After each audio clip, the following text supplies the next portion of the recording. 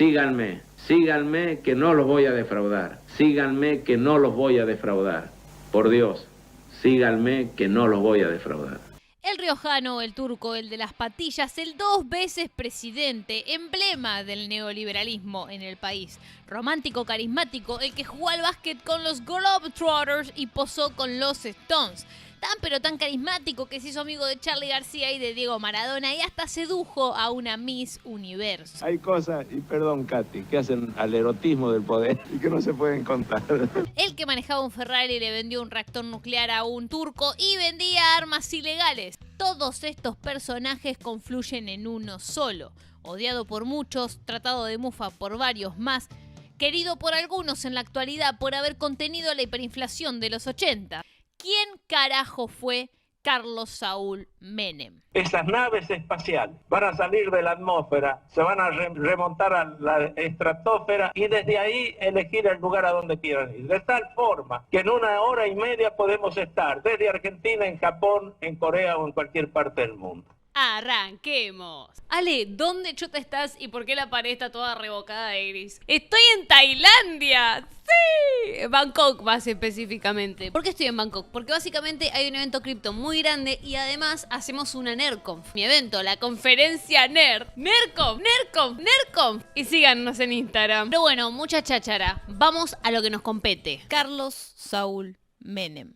Saúl Menem y Mojibe Akil, 2 inmigrantes sirios musulmanes, tuvieron un niño de patillas tupidas el 2 de julio de 1930 en Anillaco, un pequeño pueblo en la provincia de La Rioja, bajo el sol del signo Cáncer. Dejo acá su carta astral para que las brujitas me cuenten qué es lo que ven. Saúl, su padre, emigró desde Siria hasta Argentina buscando un futuro mejor y trabajó en Argentina como vendedor ambulante.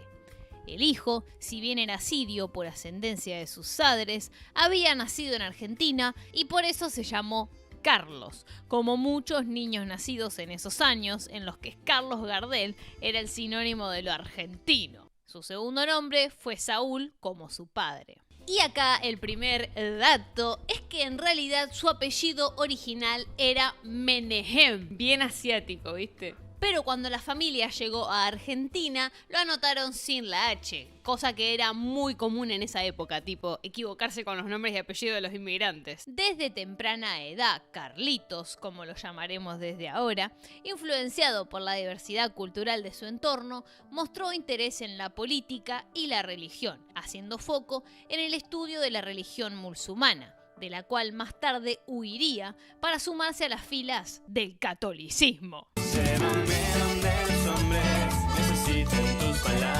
Durante su juventud, Menem fue a la escuela secundaria en la ciudad de La Rioja, donde estudió en el Colegio Nacional de Montserrat. Siendo todavía un niño, tuvo que trabajar en la tienda que su padre tenía con su tío para hacerle frente a la crisis económica de la familia, cosa que pudo hacer sin abandonar la escuela.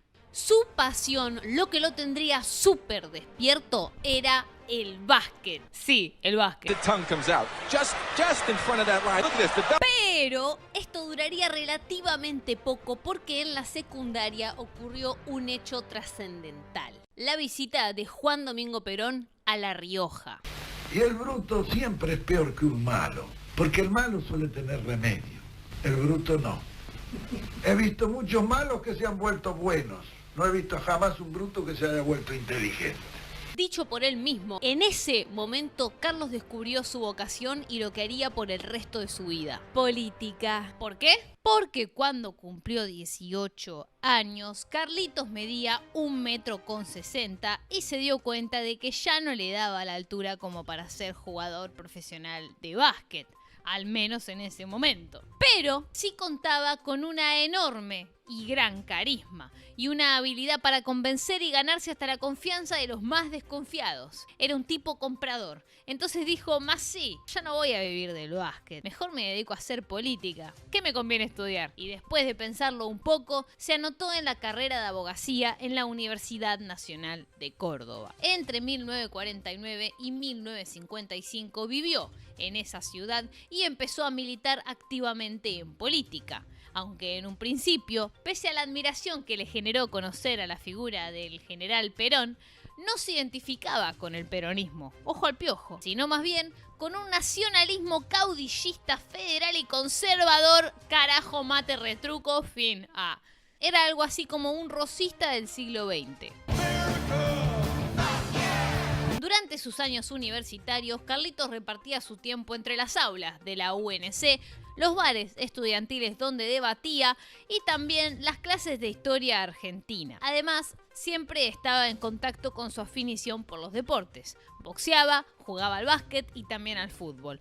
Todo con la misma pasión. Quizás soñando también con llegar a la selección de alguna de todas esas disciplinas. Si viste mi video de Perón, que si no lo viste te lo dejo acá abajo, link en bio, te acordarás que entre 1946 y 1955 el peronismo tuvo su primer mandato. Es dentro de este marco que en 1951 Carlitos tuvo otro encuentro con Perón, cuando ganó los Juegos Evita con el Club General Paz Juniors, y el premio se lo dio ni más ni menos que jugando con Evita.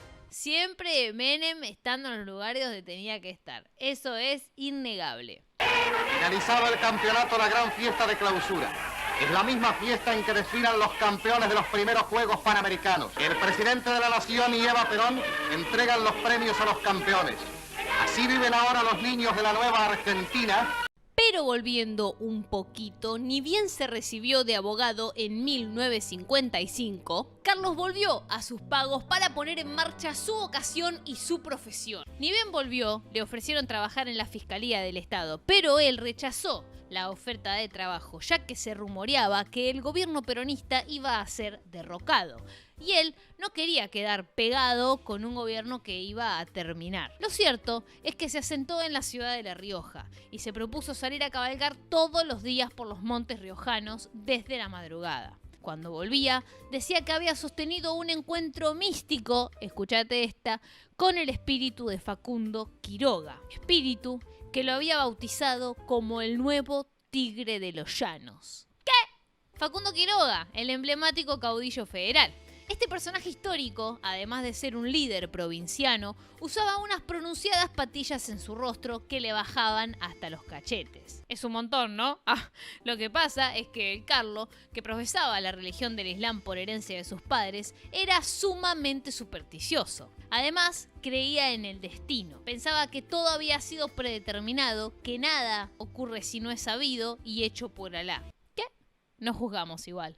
¿Será entonces que Menem realmente pensaba que él estaba predestinado por Alá a ser un caudillo federal corte Facundo Quiroga? ¿Será que él realmente estaba destinado a ser un líder que dirigiría a la Argentina y la llevaría a su mejor lugar?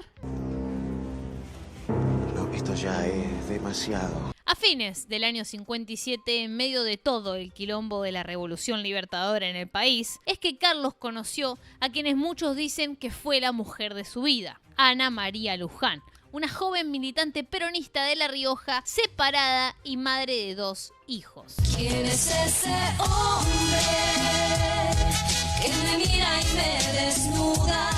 El flechazo entre Carlos Saúl y Ana María fue instantáneo y profundo. Tanto que se mandaban cartas de amor todos los días, pese a que vivían a pocas cuadras de la casa uno del otro. Algo parecido a cuando te quedás hasta las 3 de la mañana whatsappeando con el que te gusta, ¿viste? También tenían citas donde se juntaban a leer historia y hablar de política. Menem por ese entonces, contó Ana María, no era un gran lector de libros, pero sí era un gran amante de la historia. Se sabía toda la historia de todos los caudillos federales más importantes. Le fascinaba la disputa entre Rosas y Sarmiento. Pero ideológicamente era nacionalista y conservador. Ella, en cambio, era muy peronista hasta la médula. Fue ella quien terminó de convencer al riojano para que se integrase al movimiento que había sido fundado por Perón. De hecho, Carlos un día le confesó a su mamá que su sueño era ser un líder importante en el país. Quería ser presidente y cumplir el sueño que Facundo Quiroga no pudo terminar. En ese momento, Carlos había intentado fundar un partido nacionalista de centro-derecha que se llamó Partido Populista. pero ese partido apenas duró 3 meses y no lo dejaron ser candidato a senador. ¡Bú! Fue entonces, y gracias a la insistencia de su novia, que Carlos se convenció de que si quería tener un rol importante en la política del país, tenía que integrarse al peronismo. Y así lo hizo. Sin ser peronista de pura cepa, el Carlo viajó a Buenos Aires a reunirse con el presidente del partido, que era el que reemplazaba a Perón, porque Perón estaba exiliado, by the way. Menem logró reunirse con él sin ninguna cita previa y le dijo: che, quisiera tener un cargo en el peronismo, ¿puedo? Y nadie sabe cómo ni de qué manera, pero el tipo salió del edificio del PJ de Buenos Aires con el cargo de delegado interventor de la Juventud Peronista de La Rioja. ¿Cómo? Y así, enamorado y con un cargo en el peronismo, todo marchaba bien para Carlitos. Hasta que un día le llegó la misma carta que le llegó a Apu. Bueno, les mentí. No fue exactamente así, pero sí que muy parecido. Los padres de Carlos eran musulmanes, muy ortodoxos, y le exigieron que dejara a su novia Ana María, ya que él debía casarse con alguien de la misma religión. Así, los padres Saúl y Mojibe mandaron a su hijo Carlitos a Damasco, la capital de Siria, de donde ellos habían emigrado 50 años antes, para que Carlitos conozca a su futura esposa, una de las hijas de la familia Yoma. La mujer se llamaba Zulema. Todo demasiado random, ¿no les parece? Pese a tener que casarse por deber y mandato familiar con Zulema, Carlos nunca perdió el vínculo con Ana María, la mujer que lo introdujo al peronismo y que se mantendría muy cerca de él en diferentes circunstancias de su vida. Aww. #PowerCouple. Literal, el chabón se hizo amigo de su ex, un adelantado para la época, la verdad. Pero volviendo un poquito a su carrera política. Con el peronismo proscripto y de la mano de Ana María, Carlos había fundado durante la proscripción del peronismo en la absoluta clandestinidad la Juventud Peronista de La Rioja, cosa que lo posicionó como un líder político de la provincia. En el año 1964, justo después de comprometerse con Zulema, ya decidido a que se iba a dedicar a la política y que lo iba a hacer desde el peronismo, pensó: ¿si me voy a España y trato de hablar con Perón? O sea, la verdad que España no es tan grande. Agarró, Menem buscó el primer vuelo que hubo y se fue a Madrid, con el objetivo de conversar mano a mano con el general, sin ningún contacto o cita previa, dejándolo todo en las manos del destino y Alá. Por suerte, un amigo empresario de La Rioja que tenía fluidos contactos con Perón le hizo el contacto e insistió para que se encontraran. Así, un 5 de octubre de 1964, Menem y Perón se reunieron y conversaron mano a mano por primera vez. Se podría decir que ahí se conocieron de verdad. O sea, más allá de que Menem le dijo a Perón: che, vos me diste un premio en los Juegos de Evita hace 1000 millones de años. Bueno, digamos que ahí fue la primera vez que se vieron en serio. Se dice que Menem se ganó la simpatía de Perón ese día. Le dijo que quería dedicarse a la política y que tenía que conocerlo para iluminarse. Y que también iba a ser presidente el día que Perón ya no lo fuera. También se dice que Menem se iba a quedar 3 días en España, pero esos 3 días se convirtieron en 2 semanas por pedido del general, supuestamente. ¿Creer o reventar?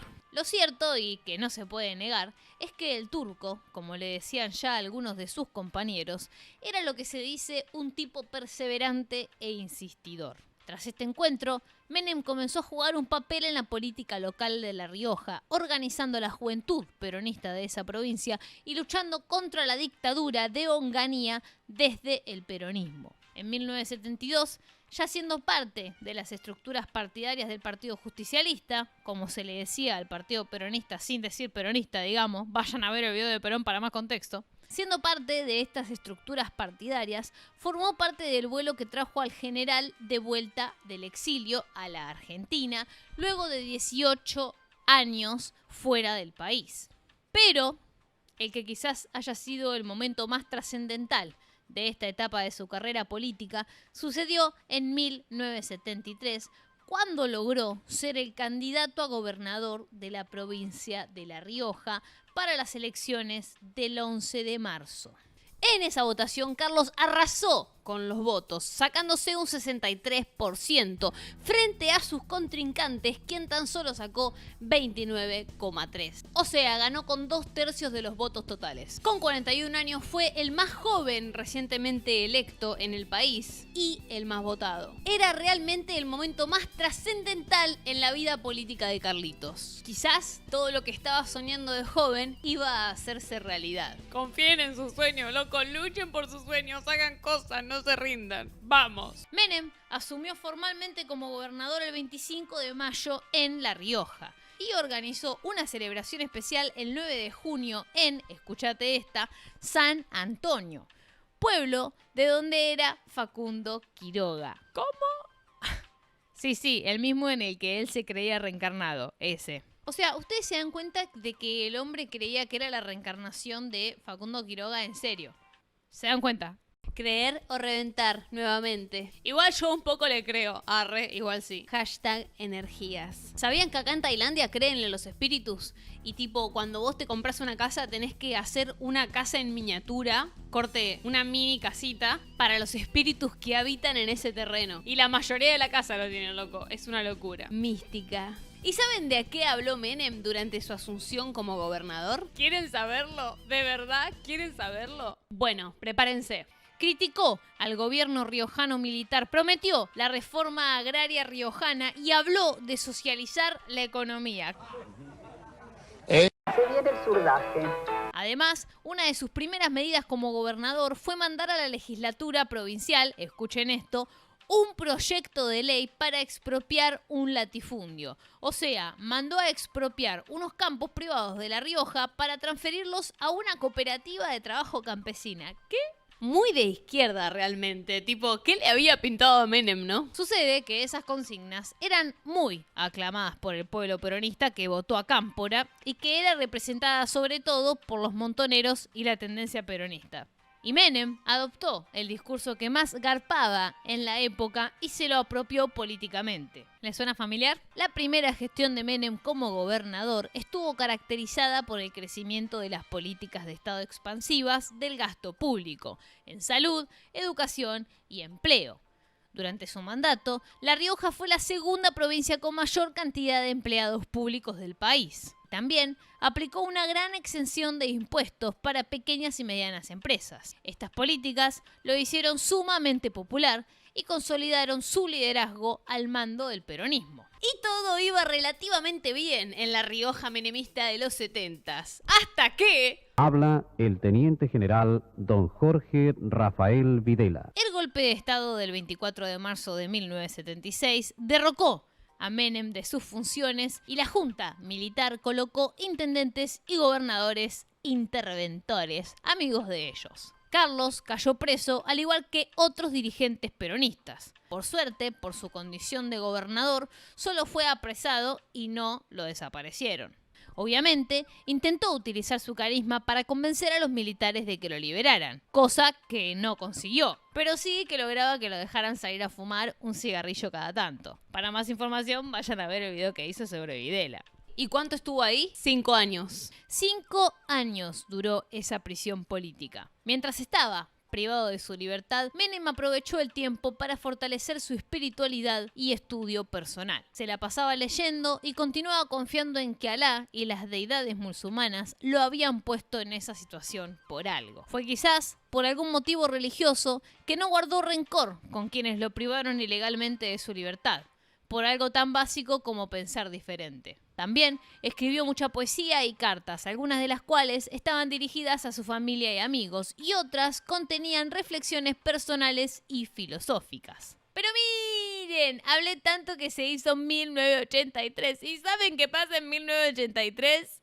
Iniciamos todos hoy una etapa nueva de la Argentina.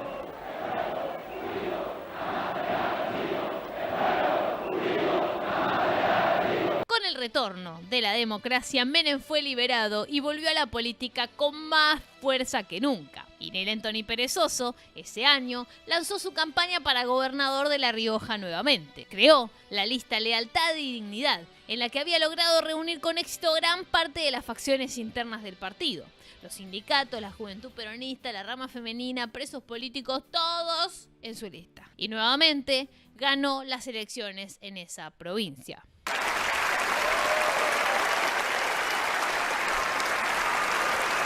Durante su gestión, siguió curtiendo un perfil muy arraigado al nacionalismo, al populismo. Incluso llegó a hablar de crear los Estados Unidos de Sudamérica. Tomá pa' vos. Esta Rioja que ha enarbolado entonces banderas de redención, el federalismo, la unidad nacional para marchar firme y decididamente a constituir los Estados Unidos de Sudamérica para enfrentar a todos los imperialismos de turno con nuestra América Latina, la América Latina gloriosa de San Martín de Bolívar y de todos nuestros grandes héroes. Y lo hizo muy bien. Tan bien que en 1987 renovó su mandato, fue reelecto. Es ahí cuando Carlitos empezó con los preparativos para poder cumplir el sueño de su vida: ser presidente de la República Argentina. El contexto lo ayudaba. ¿Por qué? Porque el país se encontraba en una crisis económica severa, marcada por la exorbitante deuda externa que dejó la dictadura y además una hiperinflación que llegó a superar el 3000% interanual. Esto con los militares todavía en actividad y la posibilidad de un golpe de estado latente. Por eso el Estado de Alfonsín decidió adelantar las elecciones presidenciales al 14 de mayo de 1989, como para contener un poco la bomba. Fue entonces que Carlitos sintió el espíritu de Facundo Quiroga diciéndole: ¡Es ahora, rey! ¡Es ahora, loco! ¡Es ahora! ¡Es ahora! Arre. Entonces Carlitos, ni lento ni perezoso, arrancó con los preparativos. Pero el camino a la presidencia no era tan simple como parecía. Lo primero que había que hacer era ganar las elecciones internas del peronismo, que se celebrarían en 1998. Les explico brevemente. Cuando no estaban las PASO, los partidos decidían internamente, o sea, entre ellos, no para el público, quiénes iban a ser los candidatos de unidad. Todo puertas adentro. Esa contienda de Menem fue contra Antonio Cafiero. Si te suena el apellido es porque capaz te acordás de Santiago Cafiero, que fue ministro de Alberto Fernández. Quien iba a pelear contra Menem en las internas era el abuelo de este señor, que era casualmente gobernador de Buenos Aires. Ojo al piojo. Nosotros vamos a reconquistar el peronismo de la victoria. Nosotros le vamos a devolver a todos y cada uno de los peronistas la dignidad y la alegría de llamarse peronistas. Ganarle a Cafiero no era fácil. Gobernaba la provincia más grande, tenía muchísimo poder y una imagen muy buena. Pero Carlitos tenía sus características patillas y además un carisma de la concha de la lora.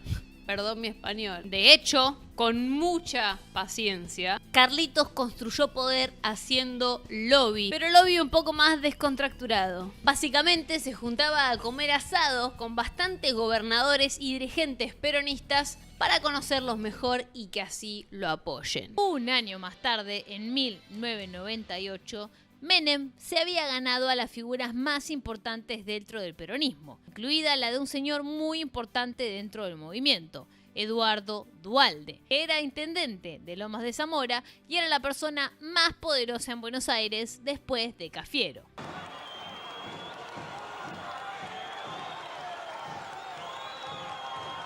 Y acá, pausa. Se viene un dato. Ese vehículo que se ve en estas imágenes se llamaba Menem Móvil y es con eso que Menem recorrió todo el país y habló con toda la gente. A partir de allí comenzaría la campaña electoral para llegar a la presidencia. Queremos terminar definitivamente con esta Argentina de la especulación y de la usura para entrar a la Argentina de la cultura del trabajo y de la producción. El 14 de mayo, Menem presidente. Enfoquémonos un poco en la campaña que hizo Carlitos. Prometió un salariazo y una revolución productiva. Menem repetía incansablemente estas palabras mientras montaba a caballo o caminaba entre la gente que estaba súper odiada de la inflación que había. La palabra salariazo resultaba una palabra mágica para ellos. Síganme, síganme que no los voy a defraudar. Síganme que no los voy a defraudar. Por Dios, síganme que no los voy a defraudar. Esta frase aludía directamente al fracaso que había significado Alfonsín como primer presidente democráticamente electo por mucha gente. Igual, o sea, ¿qué le podés decir a Alfonsín, hermano? Fue el que agarró la democracia cuando volvió, tipo, re difícil manejar algo así, para un poco. Pero situémonos un poco en ese momento. Imagínate que vos habías votado a un tipo que te terminó desolucionando y haciendo que el país se vaya a la garcha. Y de repente llega este otro personaje nuevo, raro, con el pelo re loco, que viene y te empieza a gritar eslogans de cómo va a solucionar mágicamente la economía. Te pide que confíes en él y que le des tu voto, que él va a solucionar todos tus problemas. Entonces de repente están todos unos locos que me re decepcionaron, llega una cara nueva, fresca, con energía. ¿Por qué no confiaría en él? ¿Qué puede salir mal? Para estas elecciones tenemos la precisa. El que vota Carlos Menem recupera la sonrisa. Menem presidente. Vuelve la alegría. Gran parte del protagonismo se lo llevaban sus patillas. Mi abuela dice que te vote porque tenés las patillas como Facundo Quiroga, le dijo una nena en un acto de campaña. Y él se aprovechó de eso y se apropió del apodo patilludo, comparándose a sí mismo con los grandes caudillos de la historia argentina. Yo no quiero decir que se puede y al final no se puede. Yo le digo a mi querido amigo, si se puede, ¿qué espera para decirle al presidente Alfonsín? ¿Qué es lo que hay que hacer para sacar a Argentina de esta situación? Este es un gobierno radical, doctor Angelos. No es un gobierno extraterrestre. Queremos terminar definitivamente con esta Argentina de la especulación y de la usura para entrar a la Argentina de la cultura del trabajo y de la producción.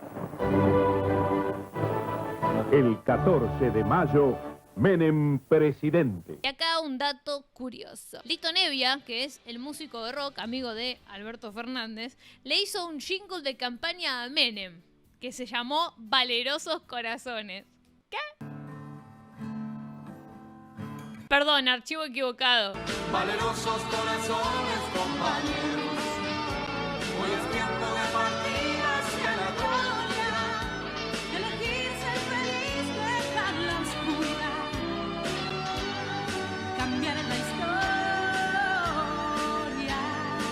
Finalmente, el 14 de mayo de 1989 se celebró la elección y la fórmula encabezada por Carlos Menem resultó, obviamente, ganadora.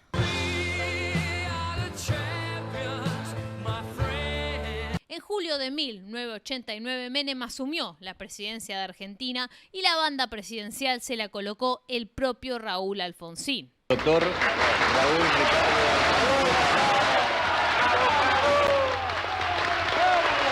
hace entrega. ¡Viva la patria! ¡Viva el doctor Carlos Saúl Menem! El legado que estamos recibiendo es el de una brasa ardiendo entre las manos, el de una realidad que quema, que lacera, que mortifica, que acosa, que urge solucionar. La inflación llega a límites escalofriantes. La cultura de la especulación devora nuestro trabajo. La producción es hoy más baja que en 1970. La tasa de inversión es negativa. La educación es un lujo al cual pocos acceden. La vivienda apenas una utopía de tiempos pasados. El hambre, moneda corriente para millones de compatriotas. El desempleo, una enfermedad que se cierne sobre cada vez más amplios sectores de nuestra comunidad. Y por culpa de todos nosotros. El dolor, la violencia, el analfabetismo y la marginalidad golpean a la puerta de muchos argentinos. Así, de esta forma, Menem inauguró la etapa por la cual lo conocemos y su nombre pasó a la historia. Su apellido le dio nombre a una década de la historia argentina, llamada el menemismo. Es que siendo presidente, Menem dominó la política nacional, su liderazgo, su carisma y alguna que otra causa de corrupción. Ups. ¿Se acuerdan que cuando Menem se comprometió con Zulema Yoma se fue unos meses a Siria, de donde eran sus padres? Bueno, la familia de Zulema era por aquel entonces conocida con el presidente de Siria. Hafez al-Assad, o como se pronuncia, un dictador con un puño de hierro que recibió a Menem en Damasco ya siendo presidente electo. Ese día, dicen las malas lenguas, que Menem le prometió a al-Assad que la Argentina construiría en Siria una central nuclear. Ya que no saben quién se iba a poner del orto con Argentina siendo amiga de Medio Oriente. Pero no nos adelantemos. Antes de arreglar el quilombo en el que se había convertido el país, Menem dijo: ah sí, yo ya cumplí mi sueño. Los quilombos los voy a arreglar, tranquis. Pero primero me voy a dar unos gustitos porque la vida es una sola, loco, YOLO. Y así hizo su primera aparición el flamante presidente en, ni más ni menos, que un partido de fútbol. Va, Maradona, va. Y llega Menem. El 21 de julio de 1989, la selección argentina, integrada por los campeones del Mundial de 1986, incluido Maradona, disputó un partido amistoso contra Vélez. Milagro no quería perder contra el resto de los jugadores de Argentina, que él no convocaba a la selección. Era un 1-0 resto de Argentina. Se estaba jugando la vida, Carlos. Y nos gritaba que no se la demos. No se la demos a Menem. Se la den a Menem. Al presidente. El presidente tenía algunas cositas, Dani, para hacer, ¿o no? Pará. ¿Y Menem escuchaba esto o no? Y seguro que escuchaba, ¿cómo no va a escuchar? Me digo que la verdad me dieron ganas de ser presidente. Para que le des like y comentes este video, ¡sí! Ustedes lo saben mejor que yo, gente. Algoritmos. El video se va a mover más si ustedes interactúan con él. Así que por favor, tírate ese like y un comentario diciendo que también te caía Menem. Re polémico. La segunda aparición fue también en un espectáculo público, cuando jugó un partido de básquet junto a la selección nacional contra un combinado de jugadores de la capital federal. ¿Qué? Roba la pelota Menem, se la va llevando, se mandó un pase atrás. Doble de Uranga lo felicita. El resultado fue de 105-102 a favor de la selección y Carlitos metió 13 puntos.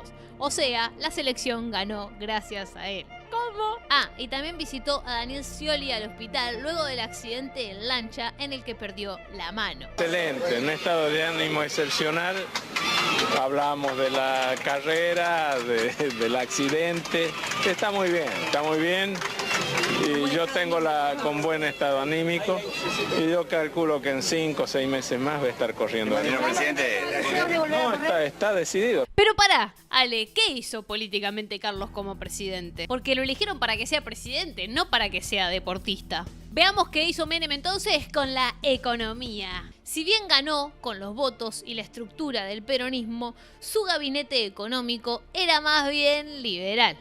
Por ejemplo, el primer ministro de Economía de Menem fue Miguel Ángel Roig, que era vicepresidente de Bankenborn, un grupo económico de Argentina que durante el siglo XX fue considerada como la corporación más poderosa e influyente del país. También fue nombrado como asesor ad honorem el dirigente liberal Álvaro Alzogaray, ídolo de Carlos Maslatón.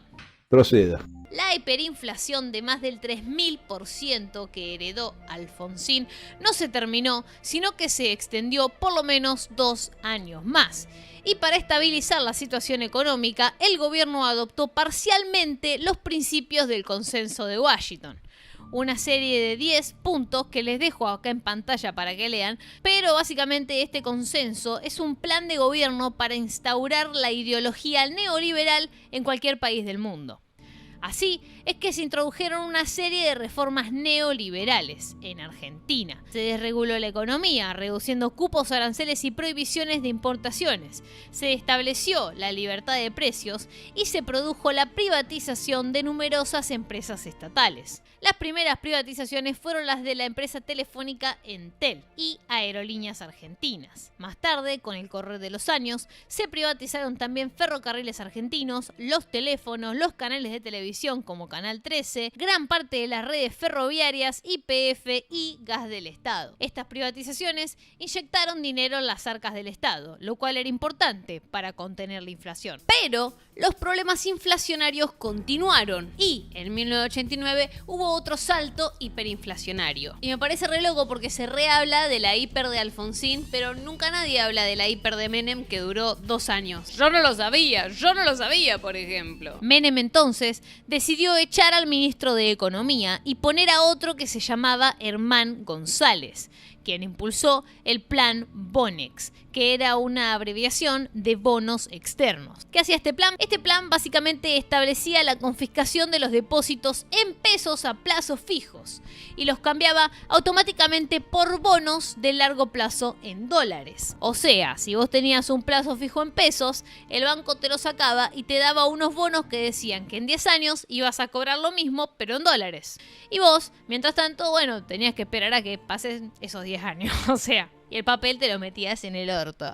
Carlos combinó este plan económico con dos cosas: restricción fuerte de la emisión monetaria y restricción fuerte del gasto social. Este plan sí sirvió para reducir la inflación. Mejor presidente de todos por escándalo, Carlos Saúl Menem.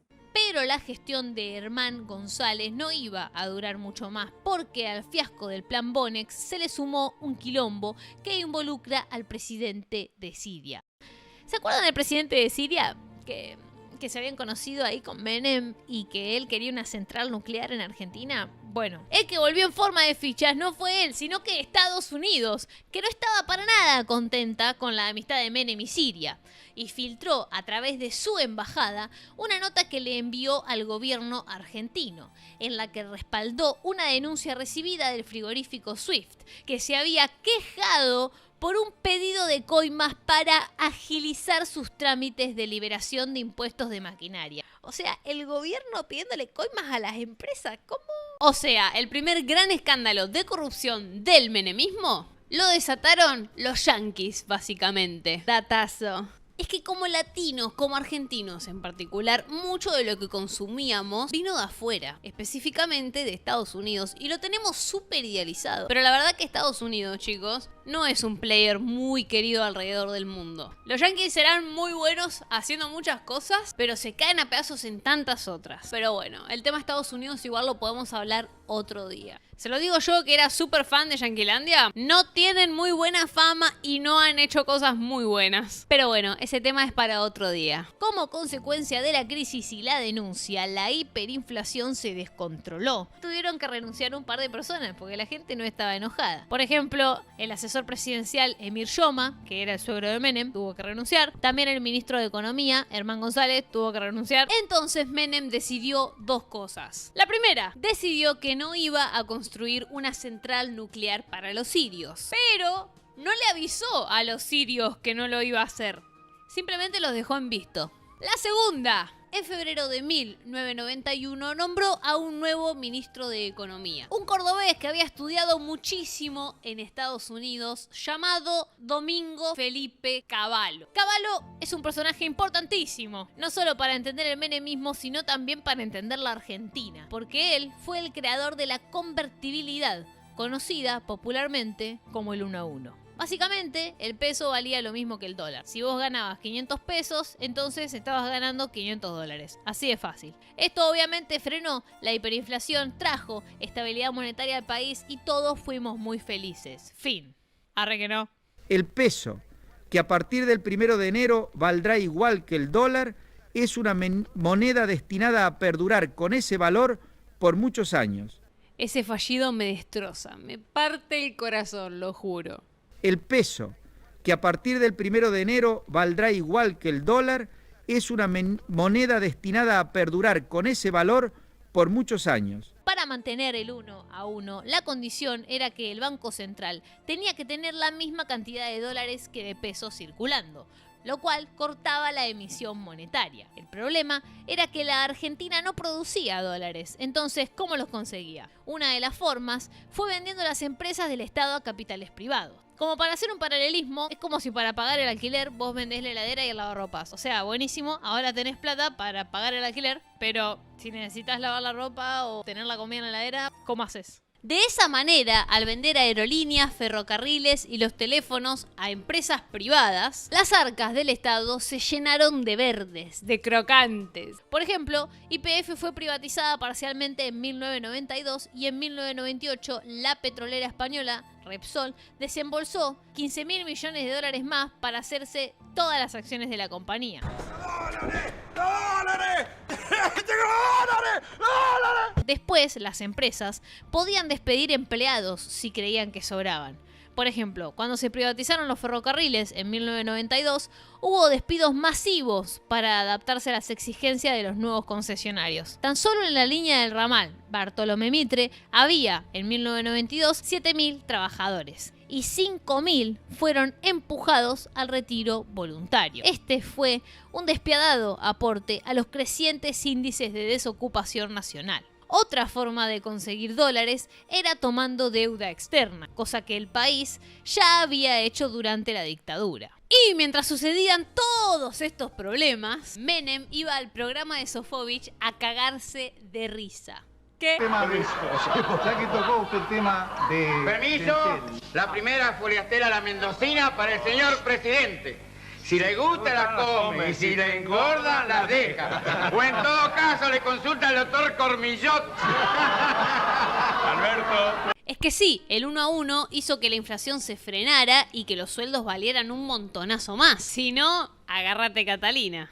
El problema empezó a ser justamente que mucha gente quedó desempleada y nunca más pudo volver a conseguir trabajo estable y formal, en blanco, digámosle. Esto provocó un aumento fuerte de la desigualdad, la pobreza y la inseguridad. La clase media argentina podía ahorrar en dólares y darse lujos de clase acomodada. Menem demostró así ser el mejor alumno del consenso de Washington y como todo alumno brillante, fue premiado con un estruendoso aplauso en el Congreso de Estados Unidos.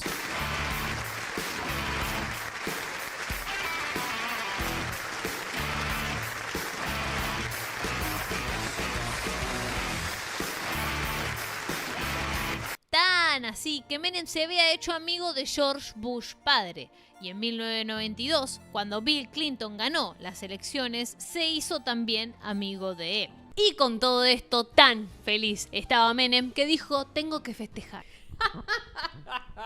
Entonces, un día le regalaron un Ferrari y metió en 4 horas Buenos Aires, Pinamar, sin pagar peaje. Inimputable. En enero de 1991, el presidente partió desde Olivos al volante de la controvertida Ferrari regalada y en no más de 4 horas llegó a Pinamar. Cuentan las malas lenguas que la Ferrari, o el Ferrari como le decía él, fue un regalo de un empresario italiano llamado Massimo del Lago, que buscaba que le den la construcción de una autopista en Morón a él. Un pequeño regalito de Massimo. #corrupción. Esto obviamente nunca se supo con certeza, pero bueno, la autopista después la terminó haciendo el empresario este. Así que saquen sus propias conclusiones. Y en el plano político, ¿qué hizo Milei? Bueno, hizo varias cosas por decreto. Entre otras, prohibió el derecho a huelga, quiso poner amigos suyos en el Poder Judicial, sacó impuestos a empresas extranjeras y quiso perdonar a los militares. Pero vale, estamos hablando de cosas que hizo Menem, no Milei. Ah, perdón, mala mía. Como decía, hizo varias cosas por decreto. Entre algunas, prohibió el derecho a huelga, puso amigos suyos en el Poder Judicial, sacó impuestos a empresas extranjeras y perdonó a los militares. Y todo iba bien en el país menemista, ¿hasta qué?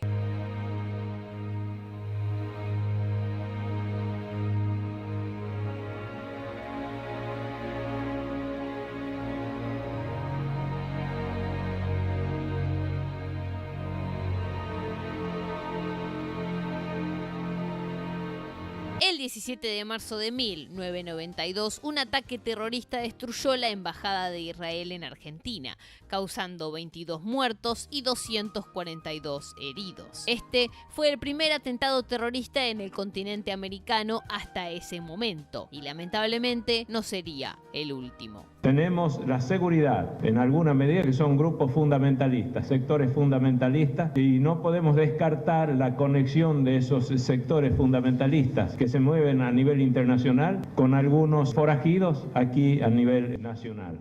El propio Menem reconoció años después que quizás había sido el único presidente argentino que visitó Israel, además de haber enviado naves argentinas a la Guerra del Golfo en 1991, a favor de Estados Unidos, obviamente que estaba luchando contra Irak, cosa que lo hizo pensar que tal vez él fue el que había ofendido a estas organizaciones terroristas. Pero no nos adelantemos. Lo que Menem no mencionó fue el supuesto tratado que había hecho con el entonces presidente de Siria. ¿Se acuerdan que antes de asumir le había prometido un reactor nuclear al presidente de Siria que era amigo de Zulema, su mujer. Bueno. Y que después el embajador de Estados Unidos le dijo que no se podían hacer tratados con Medio Oriente y él les clavó el visto. Bueno, el gobierno de Menem inició una investigación, pero una pista que la justicia nunca investigó fue que el atentado haya sido un vuelto por lo del reactor nuclear, algo que nunca vamos a saber realmente. Lo que sí sabemos es que desde ese entonces las sinagogas y espacios de judaísmo tienen estas estructuras en las veredas para prevenir el acercamiento de coche bomba. Pese a este atentado, el país siguió adelante. El 1-1 había logrado contener la hiperinflación, que pasó a cero en pocos meses en 1992. Además, la liberación de importaciones había hecho ingresar al país cientos de productos importados a precios ultra baratos. Esto hacía imposible iniciar cualquier tipo de empresa en el país, porque la realidad es que no se podía competir con precios importados. Por ejemplo, si tenías un emprendimiento de ropa y vendías una remera a 20 pesos, no te iban a comprar porque las remeras importadas salían 5, hermano, ¿entendés? Así, la industria nacional se desplomó y el desempleo aumentó. ¿Pero qué te importa todo esto cuando hay un nuevo entretenimiento para la gente, loco? El show de video Match, conducido por un tal Marcelo Tinelli. Señores, muy buenas noches. A las 12:18 aquí estamos en Video Match. Para que se den una idea, Showmatch empezó en 1990 como un programa de recortes de videoresúmenes. Escúchate esta. Resúmenes de fútbol que se pasaban entre semana. Por obvias razones, nadie miraba eso, entonces viraron a algo más llamativo hasta convertirse en el éxito que fueron en los 90s junto a CQC. Pero para más info con respecto a todo este tema, anda a mirar mi video de quién carajo es Tinelli, por favor. Gracias. Acá un pequeño paréntesis. Estos dos programas, CQC y Video Match, si bien competían en audiencia, tenían algo en común. A su manera, los dos despreciaban y construían una representación negativa de la política y a los políticos. Tinelli desde el ninguneo y Pergolini desde la burla y desde representarlo como algo malo y odioso. Cierro paréntesis. Igualmente recuerden estos dos personajes porque más adelante se retoman. Volviendo a Menem, todos los que lo conocen bien afirman que era una persona que valoraba mucho a sus amigos. Tanto que si vos ibas, te hacías amigo de él y después le pedías algo, él mágicamente, cual genio de la lámpara, te lo iba a dar. Ese fue el caso de María Julia Alzogaray, hija de Álvaro Alzogaray, que cuando se aprobó la ley de privatizaciones de empresas del Estado, María Julia le pidió a su amigo Menem si no le dejaba a cargo Entel, la empresa de telecomunicaciones. Y Menem, como buen amigui, dijo que sí. Así, María Julia metió un aumentazo en la tarifa del teléfono. Y después, cuando la multinacional española Telefónica compró la empresa, esta valía más y María Julia pudo ganar más plata. ¿Qué? Por 2. Lo mismo hizo con sus amigos del Banco Mundial y el FMI, que le pidieron que privatice la empresa de gas del Estado. Menem dijo, obvio, por mis amigos doy la vida, y mandó a sus diputados a votar a favor de la privatización de la empresa estatal de gas. Ese día ocurrió un hecho. En 1992 se votaba en diputados a mano alzada, literalmente, y los diputados marcaban su presencia sentándose en una banca. Escúchate esta porque te morís. Las butacas tenían un sensor que con peso se activaban y eso se veía reflejado en un tablero electrónico ahí medio choto, ¿me entendés? ¿A qué voy con esto? En una de estas votaciones, en una de estas butacas, se sentó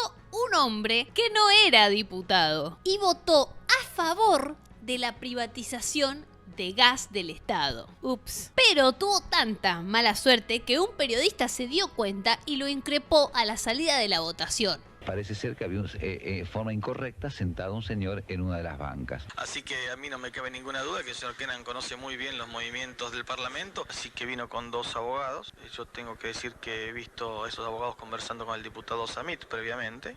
A mí me gusta decir las cosas con total claridad. Algunos de los empleados hacen que este señor se retire. Le preguntamos si efectivamente él era diputado, que nos disculpara si era así, y él dice, no, no soy diputado, soy pariente de un diputado, me sentí mal y me hicieron entrar al recinto para que me mejore. El caso fue un escándalo y destapó algo que sucedía bastante en ese momento. Igual, medio que quedó ahí nomás. Solo trascendió este caso. El hombre en cuestión se llamaba Juan Abraham Kenan y era el asesor de Manuel Samid, el hermano de Alberto Samid, que es el empresario de la carne que trompió a Mauro Viale, ¿se acuerdan? Otra gran amiga de Menem era ella.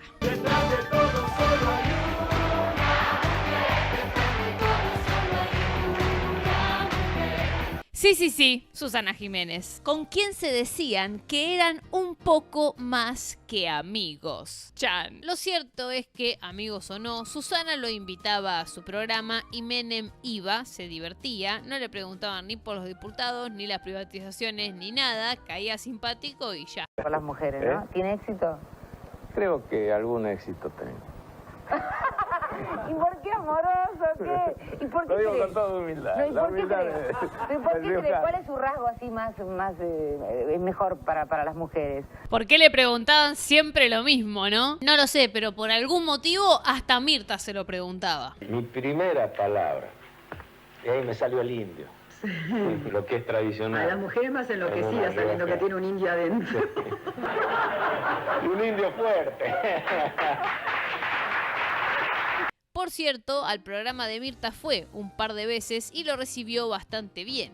Tanto que... Y anduve enamorado, rompí como una rosa, las cosas del pasado. Y ahora que estoy viviendo en otra aurora, no me explique del amor, que aunque tenga que aprender, nadie sabe más que yo. Y también, obviamente, fue a Videomatch, ya cuando Videomatch era el programa más visto del momento. ¿Nunca se quiso, por ejemplo, levantar una profesora? La verdad, ¿no? Yo digo, por ahí alguna vez una profesora... Me haces cada pregunta. Por ahí digo, ya es la oportunidad, digo, pues si no... Mira, Pero bueno, Zulemita está peleando hoy. ¿Alguna vez un centro hay una profesora así que te vio y... somos, me hice amigo de muchas profesoras. Obviamente que Menem era amigo de Tinelli y pasó por ahí. Es como para hacer un paralelismo, de repente un político va, pumba, al streaming del Momo, ¿me entendés? Sí, si vos me ves que yo miro allá, es porque tengo el chat. Entonces... Por algún motivo, a Menem le interesaba hacerse fama de seductor, galán, potro irresistible en la cama, porque se había separado, de hecho, con Zulema Yoma, la madre de sus hijos. La separación obviamente fue bastante escandalosa, porque para nada pasó desapercibida. El presidente echó a Zulema y a su familia por decreto de la Casa Presidencial de Olivos. Él manda a su gente y pregúntale a Granillo Campo, querido. Señora, ¿por qué vincula esto con la corrupción? Es un abuso de poder, querido. Acá no se puede manosear la familia por un abuso de poder. Legalmente estuvieron casados hasta 1995, pero fueron 4 años en los que Menem se la daba de seductor. Zulema, a partir de ahí, tomaría una gran distancia de él y denunciaría la corrupción de su gobierno hasta los últimos días del turco. Y a partir de acá, sí, acá, es que podemos inaugurar la sección Problemitas de la presidencia de Menem. Y cuando digo problemitas, en realidad me refiero a cosas de magnitud muy grande. Por ejemplo, podemos iniciar esta sesión con el atentado a la Embajada de Israel. La explosión de un coche bomba arrasó en cuestión de segundos con la sede de la Asociación Mutual Israelita Argentina, ubicada en Pasteur 633 y con varios edificios aledaños. Ese día fallecieron 55 personas y hubo 300 heridos. Nunca se supo quién o por qué se hizo ese atentado, aunque sí existen varias teorías, una de las cuales incluyen al viejo amigo o ex amigo de esta altura de Menem, el presidente de Siria, al que él le había prometido un reactor nuclear. A cargo de la investigación de este atentado quedó un fiscal llamado Alberto Nisman, por ahí más de uno lo conozca. Ojo con ese dato. Pero eso no quedó ahí. Al año siguiente, el hijo de Menem falleció. Sí, Carlos Saúl Facundo Menem falleció bajo circunstancias bastante extrañas, podríamos decirle. Carlito Jr., que era corredor de rally, piloteaba en un helicóptero junto a otro corredor de carreras. De repente, el vehículo aéreo cayó y ambos tripulantes murieron. ¿Qué pasó? ¿Cómo cayó ese helicóptero? Son preguntas que nunca obtendrán respuesta. Lo cierto es que las circunstancias eran muy sospechosas y daban a dudar. Zulema, su madre, siempre tuvo la teoría de que fue un atentado contra Menem por cuestiones políticas. Pero, ¿quién estaba reclamándole estas cuestiones? Alegadamente, lo que dije antes, el presidente de Siria, que básicamente con estas cosas le decía a Menem: usted me prometió un maldito reactor nuclear, señor, y nunca me lo dio, por favor, démelo. La postura oficial del gobierno en ese momento fue decir que fue un accidente y ya, caso cerrado. La investigación continuó, obvio, pero muchos de los testigos o no quisieron hablar o fallecieron de repente en sospechosas circunstancias. Después pueden ir y lo googlean. Pese a todos estos quilombos, en 1995 se cumplían ya 6 años de mandato de Menem. Y vos pensarás que después de todo esto que te estoy contando, Menem habrá pensado: ¿qué quilombo todo esto? Mejor quiero irme a dormir, ¿me entendés? O sea, no quiero volver a ser presidente. Pues no, mi ciela. Menem dijo: quiero seguir siendo presidente. Pero había un pequeño problemita llamado Constitución Nacional. Constitución que hasta ese entonces solo te dejaba tener un mandato presidencial de 6 años de duración. Entonces Menem, que ya había seducido a Susana, a Mirta y a Tinelli, y junto a ellos a su público, que era básicamente toda la Argentina, dijo: a mí no me para nadie. Y buscó reformar la Constitución. ¡Pumba! Sí, la reforma de la Constitución fue para buscar un segundo mandato como presidente. Por eso se produjo, escuchen señoras y señores, el Pacto de Olivos.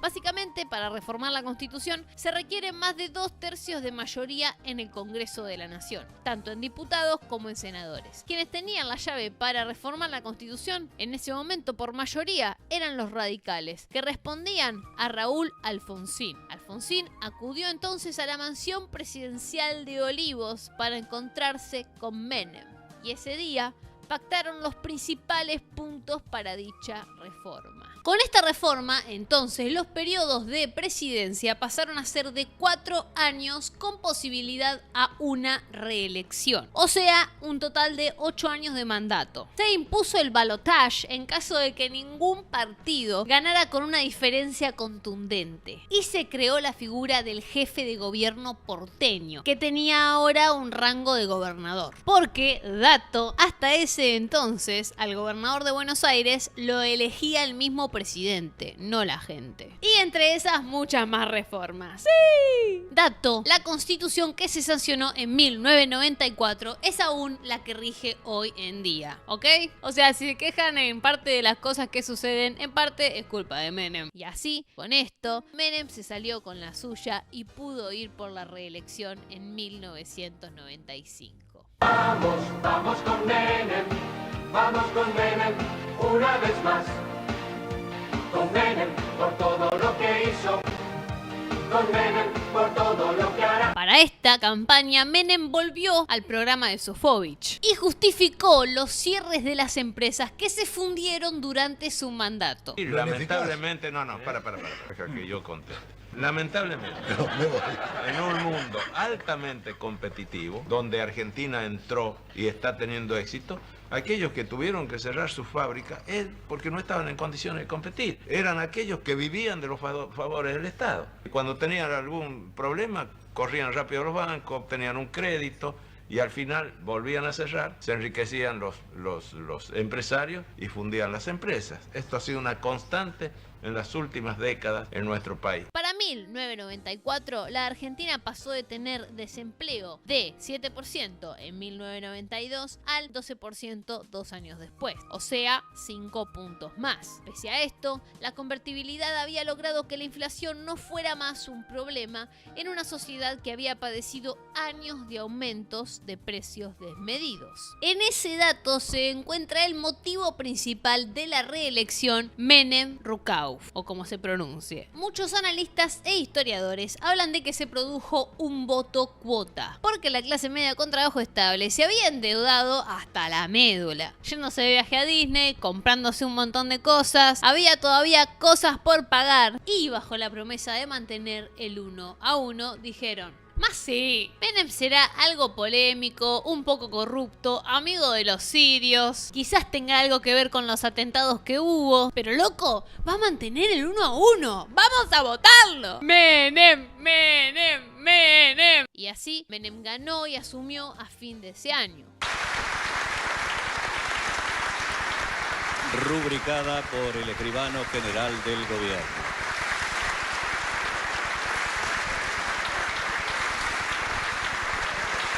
Y todo el mundo estaba contento, obviamente, se renovaba la fiesta menemista.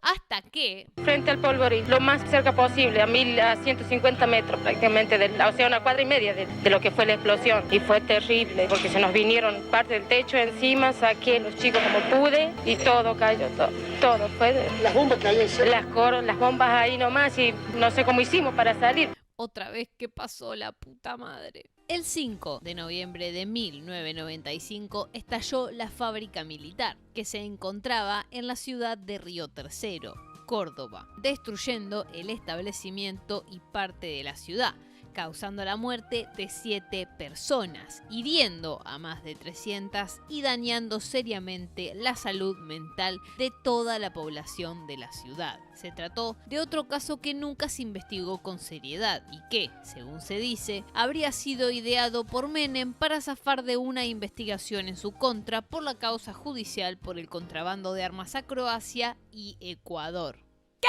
Sí, parece, siempre que elijamos creer esta versión, que Carlos vio un negocio en la guerra que había en Europa entre Croacia y Bosnia y vendió armas a los croatas a través de Ecuador. Cuando la investigación judicial avanzó y las pistas llevaban a que las armas que se habían vendido eran de la fábrica de Río Tercero, justo se produjo la explosión. Por lo tanto, nunca iba a saberse si era verdad lo del tráfico de armas o no. Qué loco, ¿no es cierto? Pero no tan loco ni demente como que le des like y comentes este video. ¡Sí! Ustedes lo saben mejor que yo, gente. Algoritmos. El video se va a mover más si ustedes interactúan con él. Así que venga ese like, venga ese comentario y suscríbanse, loco. Así llegamos a los 300.000 suscriptores y al millón y a la estratosfera, loco. Menem, Menem, Menem. Esas naves espaciales van a salir de la atmósfera, se van a remontar a la estratosfera y desde ahí elegir el lugar a donde quieran ir. Las investigaciones judiciales sobre esta explosión nunca pudieron avanzar, por lo que nunca se supo la verdad. Y así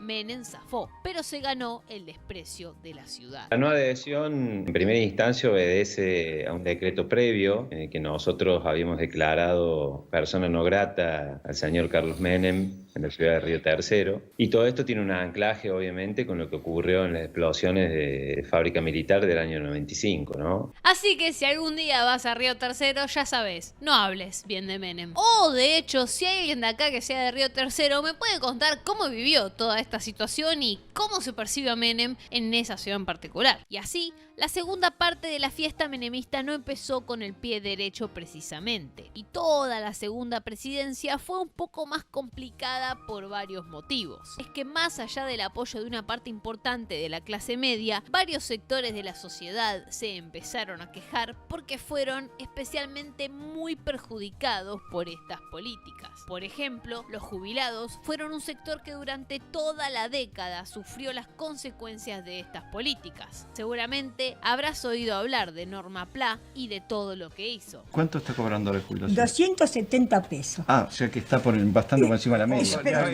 No, yo digo lo que... Somos todos sensibles. Yo quiero que entienda que el gobierno también es sensible. El problema es que hay ¿Sensible el gobierno? Con darnos 5 pesos de aumento. Pero vamos, Sofobi, es sensible ese gobierno al darnos 5 pesos de aumento, pero que no nos alcanza para un sobre de aspirinas. Yo le voy a dar a usted 5 pesos de aumento. A ver lo que hace. Norma Pla falleció en 1996 y era una jubilada que militaba para que los jubilados tengan algo tan básico como una jubilación que les permitiera vivir. Vení, no te quedés sentado. Porque lo hacemos por vos, porque si cobro yo, cobras vos también. Recomiendo fuertemente el video que Damián Cook hizo de ella, de paso, vayan a verlo. Otro sector que fue muy perjudicado en este periodo fueron los estudiantes. La educación secundaria pasó a depender de las provincias en los 90, lo cual implicaba mayor autonomía de estas para desarrollar las currículas, pero también implicaban menos presupuesto, ya que las provincias tenían menos recursos para costear la educación. Fue en los 90 cuando la educación empezó a deteriorarse y crecieron las matrículas de las escuelas privadas. La educación de calidad, en la práctica, dejó de ser un derecho para consolidarse como un negocio y un privilegio para quienes pudieran pagar. A los estudiantes también se sumaban los docentes, que en 1997 instalaron la Carpa Blanca Docente, una de las protestas más extensas de la década, que se extendió hasta diciembre de 1999. Con la educación superior, onda las universidades, hubo un intento explícito de privatización, con la Ley Superior de Educación, la cual, entre otras cosas, abría la puerta a que la educación superior fuera un elemento meramente lucrativo, nada más. Sin embargo, los estudiantes universitarios organizados resistieron la privatización, tomando las facultades durante días y marchando con las familias e hijitos. La ley, si tomamos 3 puntos solamente tenemos como obligatorio el arancelamiento, la facultad va a ser paga y con lo que se prevé que el mínimo va a ser de unos 150 pesos por mes. Se prevé también que el título que nosotros conseguimos de la universidad no va a ser más habilitante para el ejercicio de la profesión, sino que va a ser un título otorgado por el Poder Ejecutivo Nacional y que va a tener validez. Yo creo que por eso se explica la masividad de esta marcha.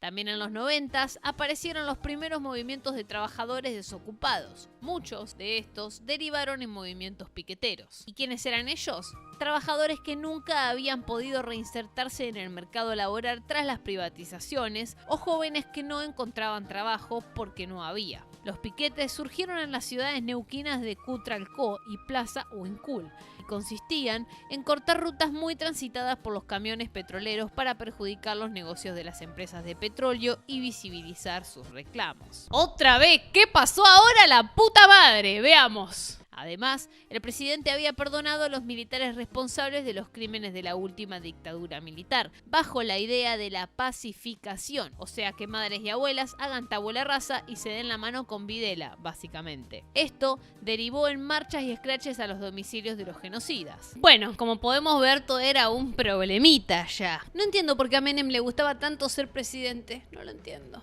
Pero la gota que rebalsó el vaso, cosa que hizo que esto se terminara de desgastar, fue la salida de Domingo Cavallo del gobierno.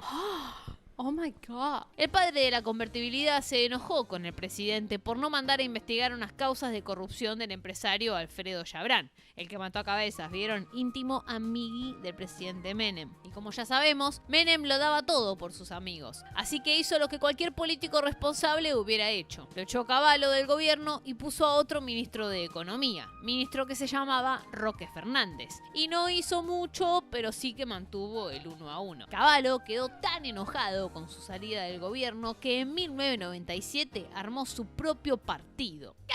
Y con esto podemos empezar a hablar del principio del fin del menemismo en el poder. This is the end, my only friend, the end. Para el año 97, la oposición al menemismo ya estaba un poco más articulada y se armó un frente entre radicales, socialdemócratas y otros partidos antimenemistas que se llamó Alianza para el Trabajo, la Justicia y la Educación, o la Alianza para abreviar. La Alianza ganó la elección y se posicionó muy bien de cara al 99. En estas legislativas también estuvo Cavallo con su partido, pero la verdad no le fue muy bien y su aventura electoral duró poco, aunque sí, de repente, había vuelto a ser ministro de Economía. ¿Cómo? Quienes vivieron la crisis del 2001 tal vez se acuerdan. Pero no nos adelantemos. Como ya mencionamos, los perjudicados por las políticas eran muchos sectores. Además, los casos de corrupción ya habían hartado un poquito bastante a la gente. Mencionamos algunos muy polémicos, pero también podríamos hablar del yoga mate, la leche de bico, el asesinato del fotógrafo José Luis Cabezas por capturar y difundir la imagen de un amigo de Menem llamado Alfredo Chabrán y la masacre de Ramallo. La pobreza pobreza y el desempleo eran ya inocultables y se olían desde cualquier parte del país. Sin embargo, el 1-1 gozaba de muy buena prensa, aunque fuera insostenible. ¿Te acordás que te dije que para mantenerlo había que tener la misma cantidad de pesos que de dólares circulando? Bueno, hacia fines de los 90, los dólares de las privatizaciones ya no alcanzaban. Pese a que el salario mínimo era elevado gracias al 1-1 y a las relaciones carnales con Estados Unidos, el desempleo era altísimo y las importaciones eran muchas más que las exportaciones, lo cual generaba que ingresaran pocos dólares al Banco Central. Así, mantener la convertibilidad se había convertido directamente en un cóctel explosivo. Para las elecciones de 1999, la fórmula del peronismo, encabezada por Eduardo Duhalde, perdió contra la alianza de Fernando de la Rúa, que hizo campaña contrastando con la ostentación y la corrupción menemista. Dicen que soy aburrido. Aburrido. ¿Será que no manejo Ferrari? ¿Será para quienes se divierten mientras hay pobreza? ¿Será para quienes se divierten mientras hay desocupación? Qué buen spot, qué buen spot. Además, pequeño detalle, De la Rúa prometió mantener el 1-1. ¿Qué? Sí, por eso a la gente también le gustaba más De la Rúa que su contraparte. Este 1-1 dijo que lo iba a mantener a cualquier costo. Y lo iba a cumplir, porque lo mantuvo a un costo altísimo. 19:53 minutos, 2 años y 10 días después de que asumiera el presidente Fernando de la Rúa. Antes de dejar la presidencia, Carlos Menem hizo un par de cositas que tendrían consecuencias. La primera fue transferir el correo argentino al grupo Macri, liderado por Franco Macri, el mega empresario papá de Mauricio. El presidente Menem transfirió esta mañana el correo argentino al consorcio privado que integran el grupo SOCMA y el Banco de Galicia. Ahora esto corre por cuenta de los empresarios del sector privado. Y vamos a tener un correo de avanzada, de primer nivel. Yo tengo la más absoluta certeza que así va a ocurrir. Prometió un sistema de vuelos espaciales para llegar hasta Japón en 1 hora y media. De tal forma que en 1 hora y media podemos estar desde Argentina, en Japón, en Corea o en cualquier parte del mundo. Y lo que dejó también fue una sensación muy fuerte de enojo y decepción. Por otro lado, en la vida personal de Menem, se puso de novio con la Miss Universo de 1999, la chilena Cecilia Boloco, con quien tendría un hijo en 2003, Máximo Menem Boloco. Así, en 1999, finalmente Menem puso fin a su periodo presidencial un poco a regañadientes. Ya 10 años en el poder lo habían desgastado, había hecho muchos enemigos y su popularidad ya no estaba tan al alza. Sin embargo, nunca se alejó de la política. El plan económico con el que transformó la Argentina y le dio esa impronta neoliberal era una verdadera bomba de tiempo, y el 1-1 no pudo sostenerse más pese a la terca insistencia de la Rúa. Lo que sucedió en 2001 con la crisis económica y social, que terminó con más de 39 muertos el 19 y 20 de diciembre, fue una consecuencia directa de las políticas neoliberales del menemismo. Para mantener el 1-1 había que aplicar un ajuste constante que era insoportable para la mayoría de la gente. Pero eso es para otro video. Cuando De la Rúa se fue y asumió Duhalde, devaluó y llevó el precio del dólar de 1 a casi 3 pesos. En 2003, Duhalde, que se había hecho cargo de la presidencia luego de la denuncia de la Rúa y de otros 3 presidentes que asumieron en el transcurso de solo 7 días. 7 días, 3 presidentes. Se llamó a elecciones anticipadas y no fueron pocos los que fueron a tocarle la puerta al turco para que volviera a hacerse cargo de la presidencia. Sí, no es joda. Entonces Menem se presentó por el Frente de la Lealtad y en las elecciones de abril de 2003 volvió a ganar con el 24% de los votos frente a un 22% que sacó el Frente para la Victoria, encabezado por Néstor Kirchner.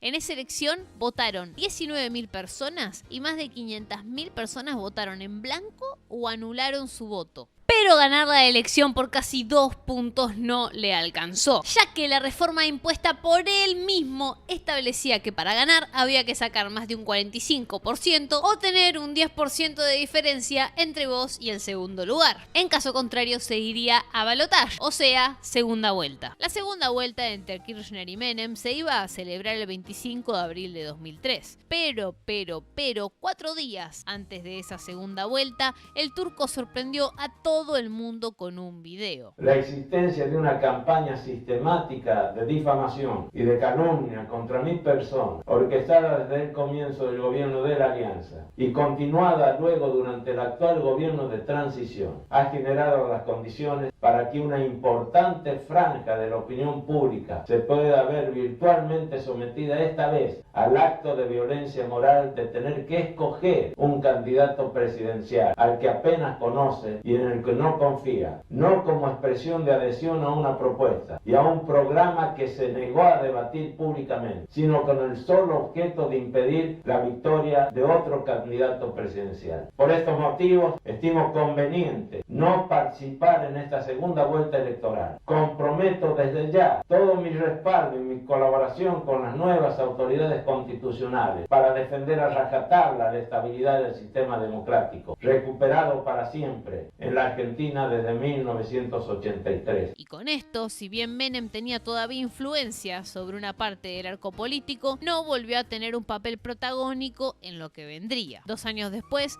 fue electo senador de La Rioja, cargo que mantuvo, escúchate esta, hasta que se murió.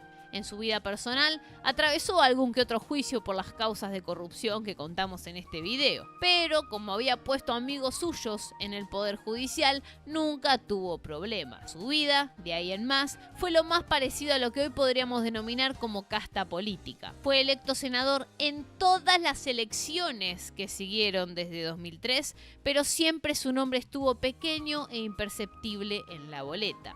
Vivió de la política sin joder nunca a nadie, votando lo que le pedían en el Senado y siendo funcional al show. Pero, justo antes del final su vida tuvo un giro inesperado. En el año 2020, en plena pandemia, tuvo una reunión con Javier Milei. Sí, en 2020 se reunió con el Javo, que en ese momento no era ni candidato a diputado. Solo era un tipo conocido en las redes sociales y la televisión. Y a que no saben qué le dijo. Supuestamente le dijo que iba a ser presidente y que iba a generar un cambio en la sociedad mucho más profundo que el que él generó. Creer o reventar. Poco después de eso... Murió el doctor Carlos Saúl Menem, 2 veces presidente de la Argentina y actual senador nacional, después de una internación que lo había llevado a estar 2 semanas en el Sanatorio de los Arcos. Tenía 90 años.